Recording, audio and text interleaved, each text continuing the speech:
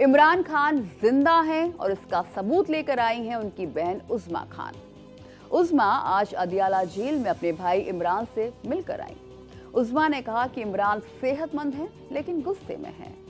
उज़्मा के इस बयान के साथ ही पिछले कुछ दिनों से इमरान को लेकर चल रही तमाम अटकलें खत्म हो गई हैं। इमरान के बारे में सारी खबर आपको तफसील से बताएंगे, लेकिन उसके पहले उज़्मा का वो बयान सुनते हैं जिन्होंने अपने भाई को देखने के बाद क्या कुछ कहा है। सेहत अल्हम्दुलिल्लाह ठीक है, मगर जहनी वो उन्होंने बड़े गुस्से में थे। कहते हैं कि हमें ये मेंटल टॉर्चर कर रहे हैं और सारा दिन कमरे में बंद, थोड़ा सा बाहर जो निकल सकते हैं, कोई किसी से कम्युनिकेशन नहीं। कहते हैं कि आसिम मुनीर जिम्मेदार है, ये सब कुछ हो रहा है। बाकी कितनी देर मुलाकात रही है मैडम आपकी? अच्छा, सेहत उनकी ठीक है? अल्हम्दुलिल्लाह। पाकिस्तान में इमरान खान की पार्टी और परिवार के लोगों ने जिस तरह से विरोध प्रदर्शन किया, उससे पाकिस्तान की वर्तमान शरीफ सरकार को घुटने पर आना पड़ा। अदियाला जेल के बाहर जबरदस्त विरोध प्रदर्शन से परेशान सरकार ने आखिरकार इमरान से उनकी एक बहन को मुलाकात की अनुमति दे दी। लेकिन सवाल उठता है कि आखिर पाकिस्तान की जेल में इमरान खान के साथ क्या सलूक किया गया। इसका भी जवाब उनकी बहन ने दिया है। उज़्मा ने कहा कि शारीरिक प्रताड़ना से अधिक होता है मानसिक तौर पर टॉर्चर करना। इस्लामाबाद हाई कोर्ट के बाहर पाकिस्तानी तहरीक-ए-इंसाफ पीटीआई के कार्यकर्ताओं, सांसदों और नेताओं की भारी भीड़ जुटी और सरकार के खिलाफ नारे लगाए। वहीं अदियाला जेल के बाहर भी इमरान समर्थकों ने पूर्व पीएम की रिहाई की मांग को लेकर जबरदस्त प्रदर्शन किया। 4 नवंबर के बाद से परिवार के किसी भी सदस्य ने या फिर उनके किसी वकील ने उनसे अदियाला जेल में मुलाकात नहीं की थी और यही वजह है कि पाकिस्तान में इस्लामाबाद हाई कोर्ट और रावलपिंडी में अदियाला जेल के बाहर इमरान खान की बहनों और समर्थकों का पिछले कुछ दिनों से लगातार विरोध प्रदर्शन चल रहा था। अब उज़्मा कह रही हैं कि उनके भाई जिंदा हैं। सब कुछ इसलिए कर रहा था कि इंटरनेशनल उसको मुजाहिद कह सके। सर उनके लिए कर रहा है, उसको अपने मुल्क की कोई परवाह नहीं है। अच्छा, और फिर उन्होंने बड़ा ये अखबार में पढ़ा जो किसानों के साथ हो रहा है और कहते हैं कि जब तक हमारी कौम को कहा कि जब तक आप गुलामी की माइंड सेट में रहेंगे, आप ये चीनी का माफिया, ये लैंड माफिया, ये मैंडेट चोर, ये सारे जो एक्सटेंशन माफियाज हैं, कहते हैं ये आपको गुलाम बना के ही रखेंगे। अगर आपने और आपने अपनी नस्लों के लिए कुछ आज़ादी चाहते हैं तो इसके लिए आपको उठना पड़ेगा, अपनी आज़ादी के लिए लड़ना पड़ेगा, वरना ये आपको कभी आज ये है फिर नेक्स्ट उनकी आप देख लें उनकी नस्लों के गुलाम बनोगे और आपकी नस्लें भी उनकी गुलाम बनेगी। इसलिए अब हमारे पास कोई ऑप्शन नहीं है, कहते उठें, क्योंकि अगर नहीं किया तो हाल यही होगा जो आजकल हो रहा है सबका। किसानों का उनको एक्चुअली खास किसानों की मेरे से आज बात की थी कि उनको उनके बारे में बड़े परेशान थे, उनके साथ आजकल क्या हो रहा है।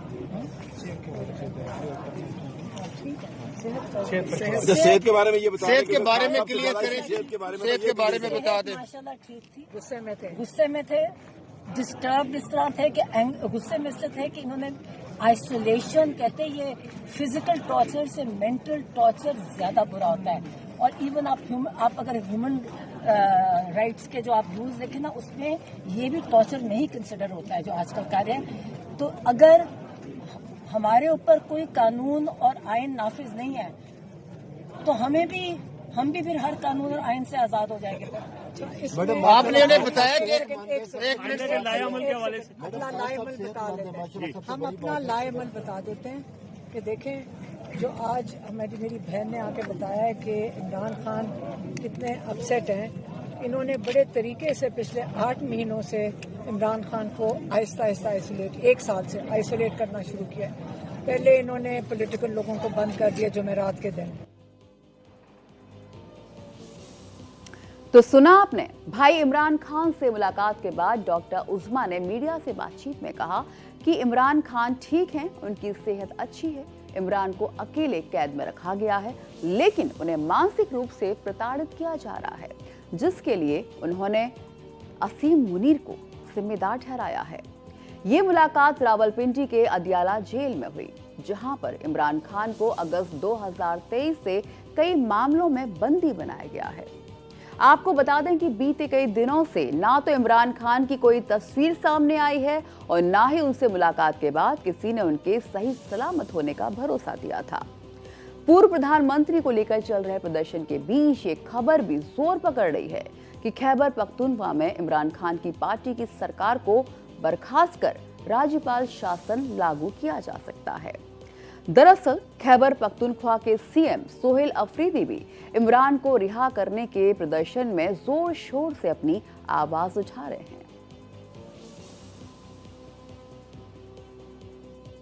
एक सूबे के चीफ एग्जीक्यूटिव को उसके लीडर उसके कई जनाब इमरान खान साहब से मिलने नहीं दिया जा रहा था और मेरा ये तमाम तर जो लवाजमात थे, जो आईनी और कानूनी रास्ते थे, जो ये ऑप्शंस थे, ये इसलिए मैं कर रहा था कि मैं दुनिया को दिखाऊं कि पाकिस्तान तहरीक इंसाफ का हमेशा से एहतजाज जो है वो आखिरी ऑप्शन रहा है, पुरअमन एहतजाज। हमें दीवार से लगाया जाता है, उसके बाद हम ऑप्शन इस्तेमाल करते हैं और ये जो है आप इसको नॉर्मल ना समझें। इसका प्रेशर जो है इन पर है और ये इसका अंदाजा हमें है, लेकिन फिर जब हम तरीके से आएंगे, तैयारी के साथ आएंगे, इरादे के साथ आएंगे, तो फिर जो है मेरे ख्याल में बहुत से लोगों की नींदें उड़ जाएंगी। अब जबकि इमरान की एक बहन से उनकी मुलाकात होने की बात सामने आ चुकी है, तो सवाल उठता है कि इमरान के साथ यदि जेल में ज्यादती की खबरें सामने आई तो फिर जो गुस्सा भड़केगा, क्या उसे पाकिस्तानी सरकार और आसिम मुनीर संभाल पाएंगे? आखिर इसके पीछे वजह क्या है? तो हम आपको बताते हैं कि दरअसल इमरान के समर्थकों में बड़ी संख्या उनकी उस बिरादरी या कबीले के लोगों की है जो उपद्रव का दूसरा नाम माने जाते हैं। इमरान के समर्थकों के साथ उनके कबीले के लोगों के तूफान को रोक पाना आसिम मुनीर के बस की बात नहीं होगी।